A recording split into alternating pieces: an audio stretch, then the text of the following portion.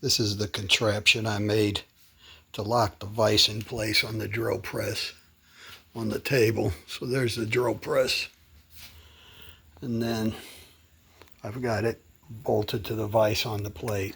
But this way, you can move the vise around anywhere you want. And then when you get it lined up exactly where you want, you can come over here, tighten that. Now you can't move the vise, it locks it in place. So the vise can't take off. Because I've got these two sliders here, and they're locking the tube, and the tube's pushing against this, so it's clamping here. So it's clamping the tube and clamping the bar at the same time.